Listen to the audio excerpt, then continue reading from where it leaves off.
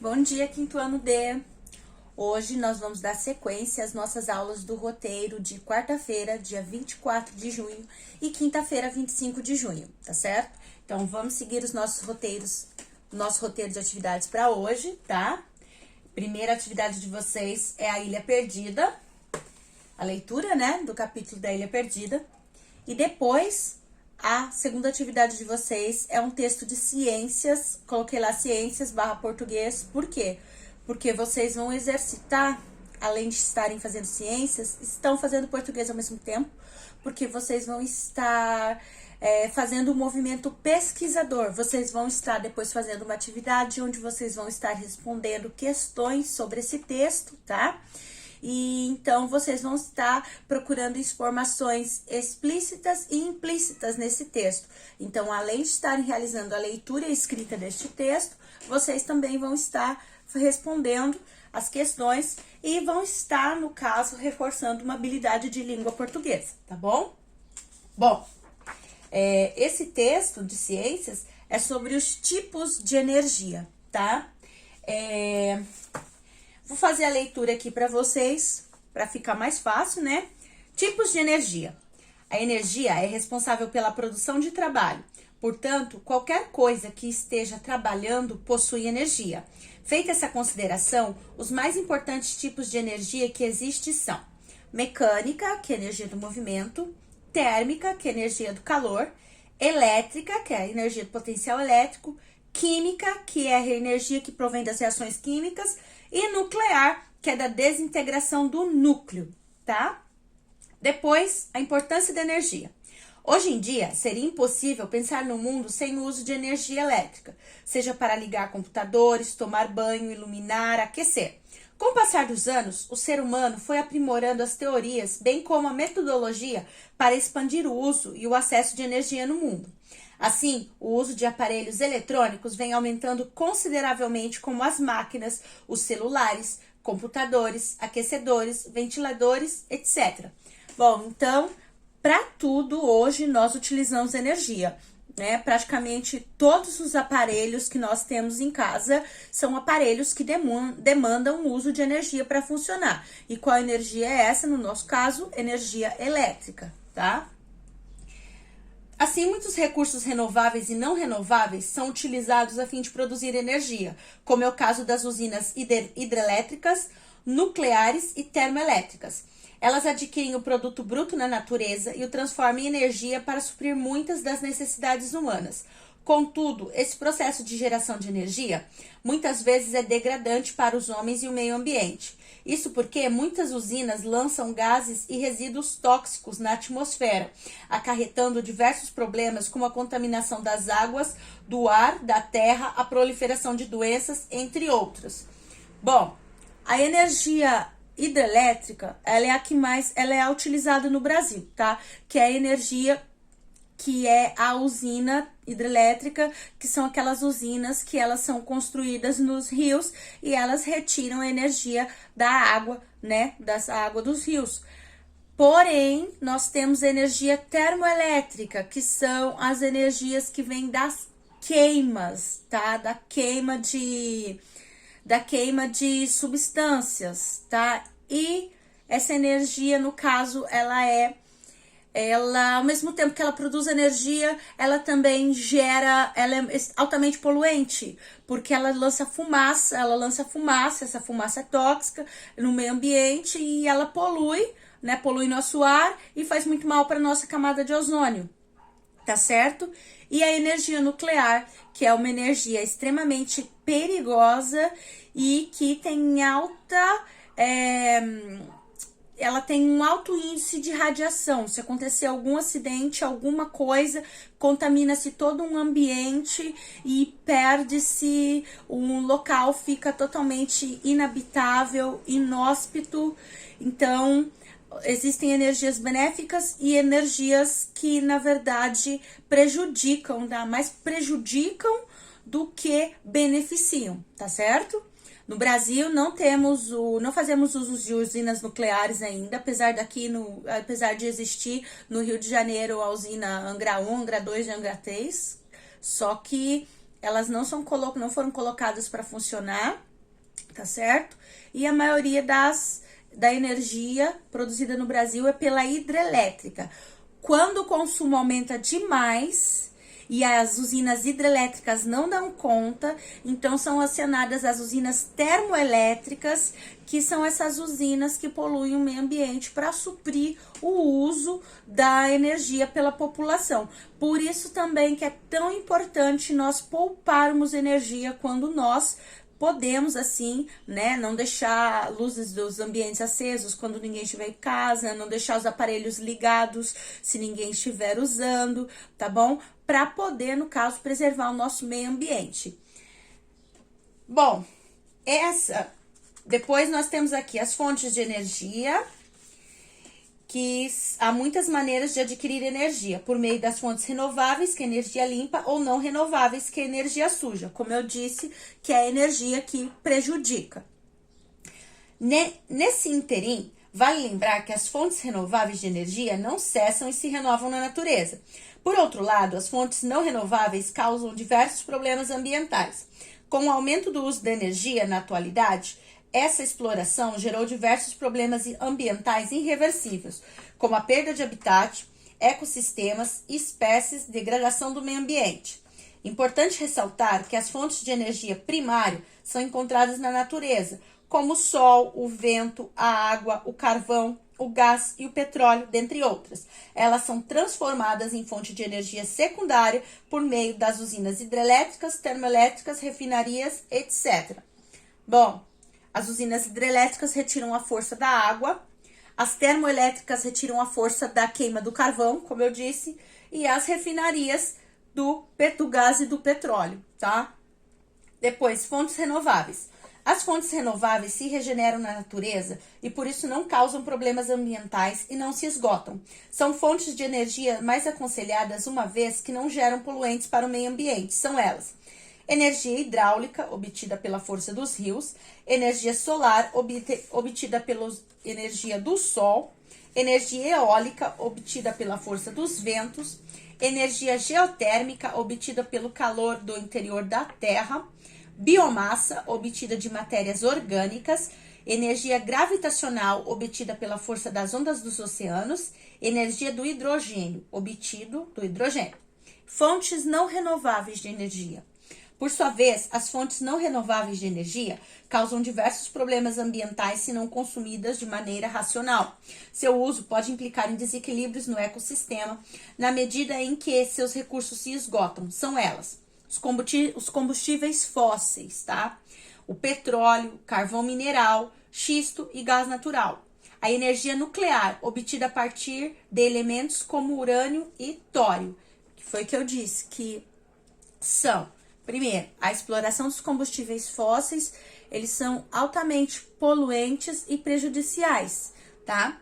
E a energia nuclear, que é extremamente tóxica e tem um grande poder devastador de destruição se algum acidente acontecer, como aconteceu em Chernobyl, né, na Ucrânia, e também como aconteceu em Fukushima, no Japão, e que as áreas desses locais agora são totalmente inabitadas, porque a radiação ela é extremamente tóxica, ela não sai daquele ambiente, contamina tudo, o solo empobrece, as pessoas não podem mais habitar esses locais, porque a radiação causa câncer. Então, na verdade, qualquer problema que der com a energia nuclear, ela tem um poder devastador de destruição daquele ambiente, tá?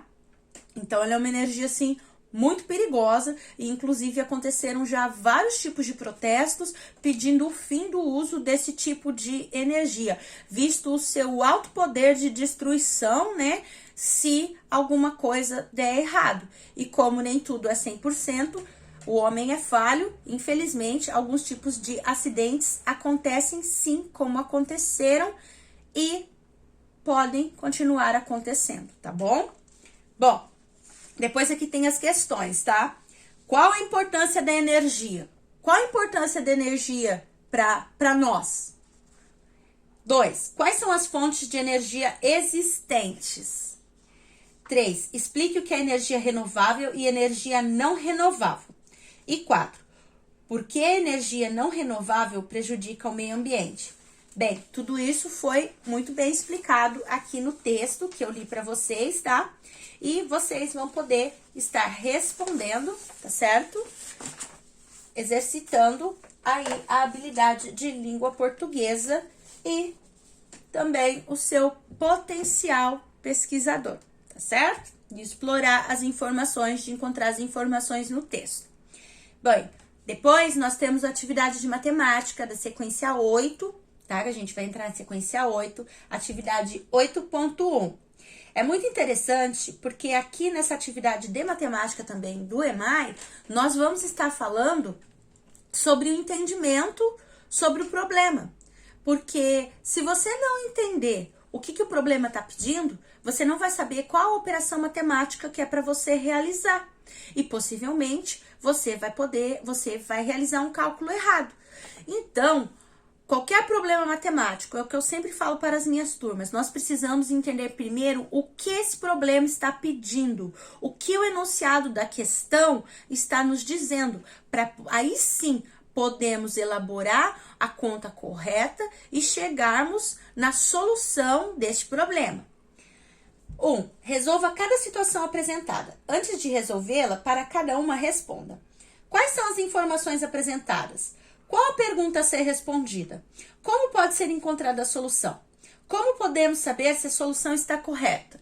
Bom, acredito que eu já falei um pouco disso aqui para vocês, né? É o entendimento do enunciado da questão. Você tem que entender, você tem que olhar as informações, quais as informações estão apresentadas e o que ele está pedindo, tá? Ó, num auditório, há 224 cadeiras organizadas em 8 fileiras com a mesma quantidade de cadeiras. Quantas cadeiras há em cada fileira? Bom, 224 cadeiras é a quantidade total de cadeiras que há dentro deste auditório. Só que essas cadeiras, elas estão organizadas essas 224 cadeiras estão organizadas em 8 fileiras, tá? E cada fileira tem a mesma quantidade de cadeiras. Então, quantas cadeiras há em cada fileira? Bom, para você saber qual operação que você vai realizar aqui, é muito fácil, gente. A gente vai realizar o quê? Uma divisão. Dividir 224 por 8, tá certo? Como que a gente chegou nessa conclusão? Por quê? Primeiro, nós temos as informações, a quantidade de cadeiras totais que existem no auditório. Depois, todas essas cadeiras, elas estão organizadas em 8 fileiras. A única coisa que não tem aqui é a quantidade de cadeiras por fileira, que é o que está sendo solicitado. Então, é só interpretar o enunciado da questão, ler com calma, tá? Prestar atenção e concentração para poder realizar, que você vai conseguir deduzir, vai chegar nessa conclusão para realizar essa atividade. Bom, é uma sequência de problemas. Depois nós temos aqui, ó. B. Raquel vai pagar uma compra de R$ 1.125 em 9 parcelas iguais. Qual deve ser o valor de cada parcela?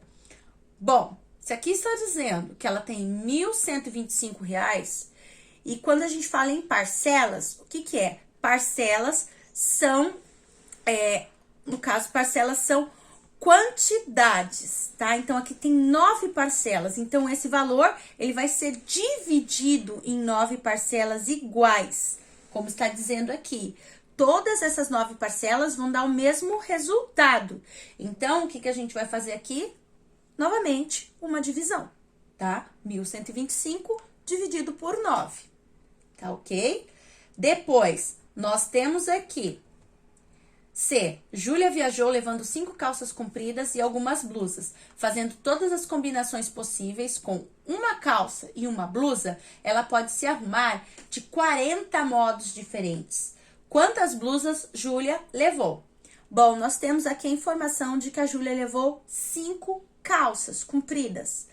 Só que na informação final aqui nós já temos a quantidade de combinações que ela vai conseguir realizar, que são 40.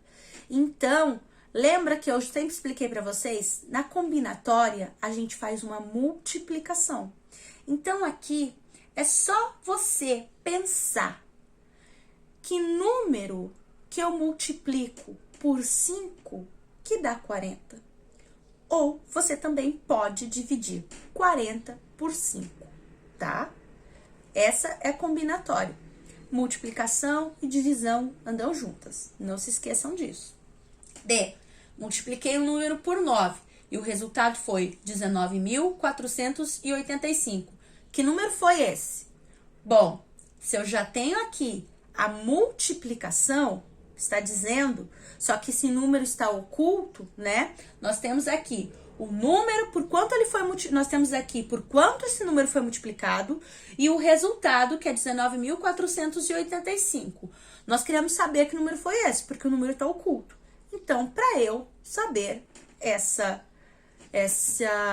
esse número, eu preciso realizar uma divisão. Preciso dividir 19.485 por 9, porque aí sim eu vou saber que este número, resultado dessa divisão, multiplicado por 9, dá 19.485.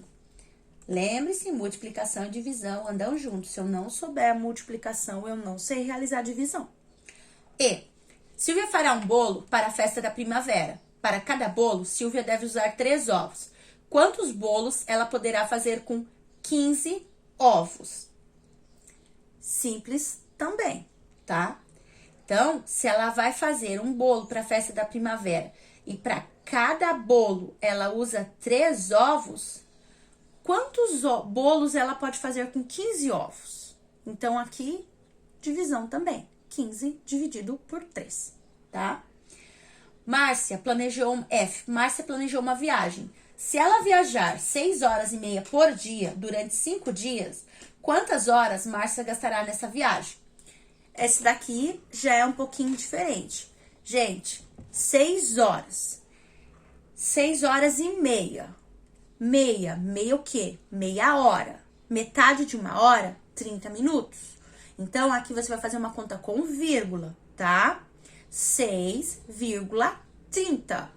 E vai multiplicar por 5, tá? E que é a quantidade de dias. Então, você vai chegar no resultado das horas, tá? Que ela vai viajar por dia, tá certo? Bom, depois nós temos a atividade 8.2. Com certeza você sabe responder a essas perguntas. Quanto é 12 dividido por 4? E 4 dividido por 2? E 6 dividido por 3? E 15 dividido por 5? São fáceis, né? Achamos o resultado fácil na tabuada. É possível dividir uma maçã para 2 pessoas? Sim, né? Simplesmente cortando no meio. É possível dividir R$1 para 2 pessoas? Sim, dando 50 centavos para cada um. É possível dividir uma folha de papel entre 2 pessoas? Sim, dobrando ao meio e cortando-a. Qual é o resultado da divisão de 1 por 2? 0,5, tá? Que na verdade aqui, o 1 é um todo que está sendo dividido por 2. Então, a metade de 1, 0,5. Pegue uma calculadora e a utilize para completar os resultados das divisões indicadas. Copie o número que aparecer no visor da calculadora. Bom, aqui vocês vão ter número 1 sendo dividido por vários números, tá? E do lado vocês vão colocar o resultado. Como eu disse, dividir 1 por 2 é fácil, 0,5. Mas e dividir 1 por 3, 1 por 7, 1 por 10? Tá? Então, vocês vão utilizar a calculadora e vão resolver essas situações, problemas que estão aqui neste quadro, tá certo? Bom, essas são as atividades de quarta-feira, dia 24. Vamos prosseguir agora para as atividades do dia 25. Só um momentinho. Bom, continuando, agora são as atividades de quinta-feira, dia 25 de junho, tá? E a primeira atividade de vocês, como sempre, é a leitura do livro A Ilha Perdida. E nós vamos dar sequência na nossa segunda atividade, que é a atividade sobre história, aonde nós vamos falar sobre o ciclo da cana-de-açúcar, tá? Com a necessidade de colonização, o Brasil, houve a necessidade, no caso, também de tornar o Brasil economicamente produtivo. E então, começou-se o ciclo da cana-de-açúcar, tá? Porque o açúcar, ele é um produto altamente caro e muito apreciado na Europa. Então, a princípio, resolveram trazer as mudas de cana-de-açúcar para cá, plantá-las, e o clima e a terra foram extremamente favoráveis, e o plantio de cana-de-açúcar deu muito certo e o Brasil passou a produzir muito açúcar e exportá-lo, tá, para a Europa, o que passou a render muito dinheiro para a colônia aqui brasileira, tá? Então começaram a surgir as primeiras fazendas, os engenhos, e o Brasil começou então a ser colonizado, tá? Habitado, formar vilas, cidades por meio da exploração da cana-de-açúcar. Para vocês entenderem melhor sobre isso, eu vou deixar um videozinho, além do texto, claro, eu vou deixar um link de um vídeo aqui do YouTube muito interessante, que ele é em formato de desenho, e ele explica direitinho, desde o início do plantio da cana-de-açúcar, como era a vida no engenho, como era o tipo de mão de obra no engenho, que era mão de obra escrava, tá? Os senhores das fazendas, os senhores de escravos, tá bom? E tudo isso para que vocês entendam bem e de uma forma mais clara e contextualizar melhor o texto aqui sobre o ciclo da cana-de-açúcar no Brasil, tá certo? Porque para a gente falar sobre escravidão, depois, como a gente vai falar, a gente precisa falar sobre o ciclo da cana-de-açúcar, que foi onde começou todo esse trabalho escravo no Brasil, porque não deu certo com os índios, porque eles não se deixavam escravizar. Então, houve a necessidade de se trazer os escravos da África para poder trabalhar nos engenhos, tá? Depois, nós temos as questões, tá certo? Por que o cultivo da cana-de-açúcar foi tão importante?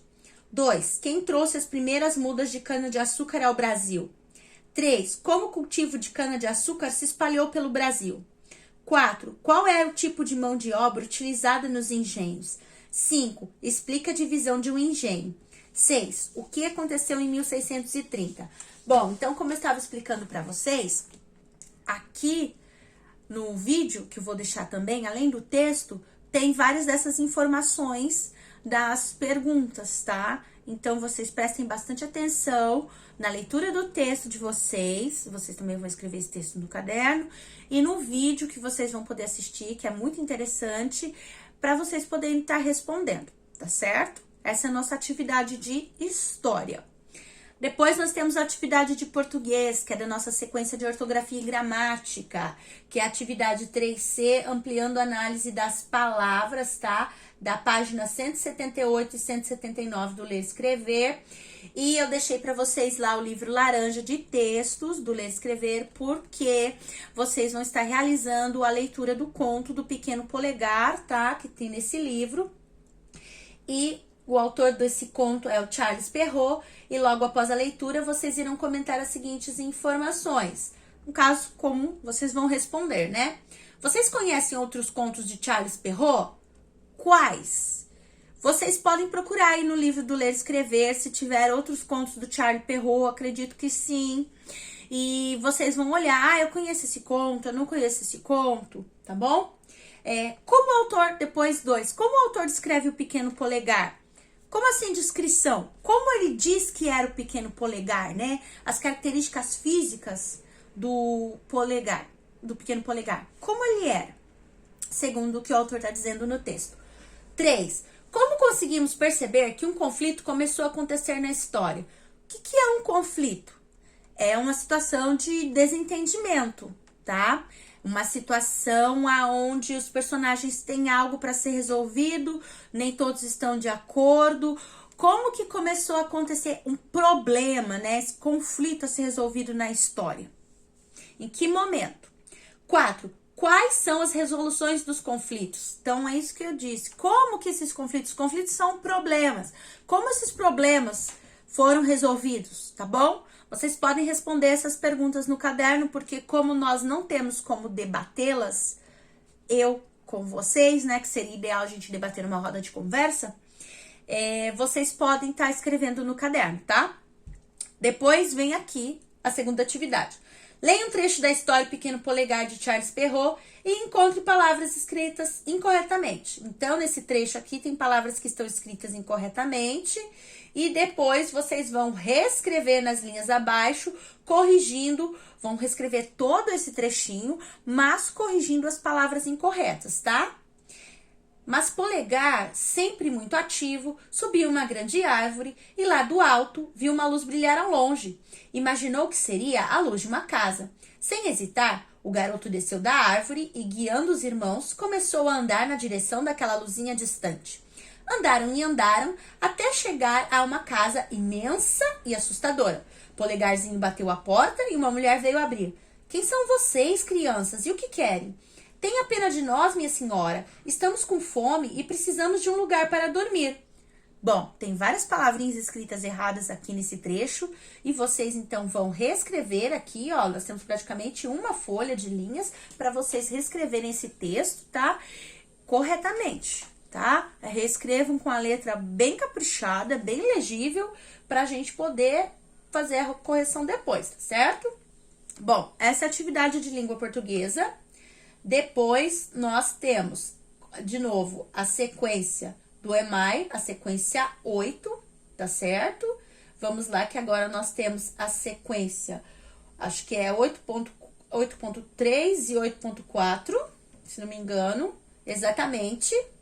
E a atividade 8.3 nada mais é do que uma continuação da atividade 8.2, porque com os resultados da atividade 8.2, que você respondeu ali naquele quadro sobre as divisões do número 1 por vários números, você vai responder aqui, ó, atividade 8.3. 1. Observe os resultados obtidos no quadro que você completou na atividade 8.2 e responda. A. Qual é o maior número registrado no quadro? E B. Qual é o menor número? C. O número obtido na divisão 1 dividido por 3 é maior ou menor do que 1 dividido por 2? Pensem bem, crianças, tá certo? D. O número obtido na divisão 1 dividido por 6 é maior ou menor do que 1 dividido por 4? O número obtido na divisão 1 dividido por 10 é maior ou menor que 1 dividido por 8? F. O que você percebeu nos resultados das divisões de um por outro número natural? 2. Será que isso acontece também em divisões com outros números naturais? Tente usar outro número diferente de 1, dividindo-o novamente por 2, 3, 4, como fez na atividade anterior. Então, vocês vão poder dividir aqui com outros números, tá? Vocês vão poder fazer essa divisão, vão trocar, por exemplo, em vez de ser 1, vocês podem colocar o 2 e dividir pelos mesmos números que estão lá pedindo naquela sequência. Por 3, a mesma coisa. E daí vocês podem ir dividindo por 4, por 7, por 10, tá bom? 3, para decidir qual dos resultados é o maior número, o que você deve fazer? Gente, lembrando o seguinte, para vocês analisarem se o número é maior ou menor, nós aqui, os resultados, eles vão ser resultados em décimos, tá ok? Então, vocês têm que prestar atenção nisso. Lembre-se que 1/2, 0,5, ele equivale a ele é a mesma coisa que 0,50. Então, por exemplo, se você dividir o número 1 por 10 e der 0,10, ele é bem menor do que o valor de 1 dividido por 2. Porque 1 dividido por 2 dá 0,50. Então, que é 50 décimos. Então, 0,10, tá? É bem menor do que o resultado de 0,50, tá certo? Vamos pensando nisso. 4. Formule uma regra para comparar números racionais expressos na forma decimal. Ou seja, vocês vão transformar, né, esses números racionais que vão transformar, vocês vão formular uma regra para comparar números racionais expressos na forma decimal, tá certo? Como assim? Porque os resultados que você vai ter aqui, eles vão ser todos em números decimais, tá certo? Então, na forma racional, você pode até transformar eles em fração, tá certo? Porque, por exemplo, 0,50 não é 1/2, que é a metade de 1? Então, você pode transformar numa escrita fracionária, tá certo? Aí, todos esses números, tá ok? Já dei uma dica. Depois, nós temos aqui atividade 8. Atividade 8.3 a 8.4, na verdade, é para sexta-feira, para o próximo vídeo que eu vou gravar para vocês. Bom, então é isso. As atividades de quarta e quinta-feira são essas, tá certo? Façam com capricho, façam com calma, escrevam o texto, muito bem escrito a caneta, tá? Respondam as questões a lápis e caprichem na letra, tá certo? Bom, um ótimo estudo para vocês. Continuem assistindo as atividades do Centro de Mídia, continuem fazendo essas atividades também, registrando no caderno, tá? E nós vamos nos falando e até o próximo vídeo de sexta-feira. Tchau, tchau!